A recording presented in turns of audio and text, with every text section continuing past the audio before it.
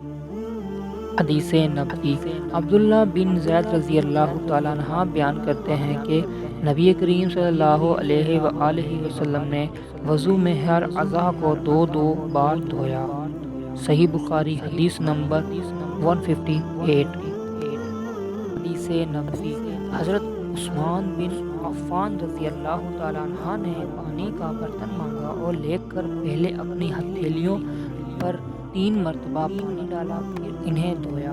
اس کے بعد اپنا دایاں ہاتھ برتن میں ڈال کر پانی لے کر کرلی کی اور ناک صاف کی، پھر 3 بار اپنا چہرہ دھویا اور کہنیوں تک 3 بار دونوں ہاتھ دھوئے، پھر اپنے سر کا مسح کیا، پھر پانی لے کر ٹخنوں تک 3 مرتبہ اپنے دونوں پاؤں دھوئے، پھر کہا کہ رسول اللہ صلی اللہ علیہ وآلہ وسلم نے فرمایا ہے کہ جو شخص میری طرح ایسا وضو کرے پھر 2 رکعت پڑھے جس میں اپنے نفس سے کوئی بات نہ کرے تو اس کے گزشتہ گناہ معاف کر دیے جاتے ہیں۔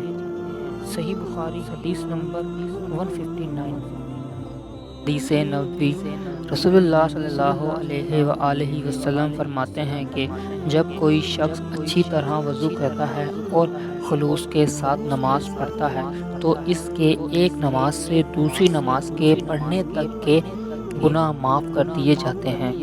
صحیح بخاری حدیث نمبر 160۔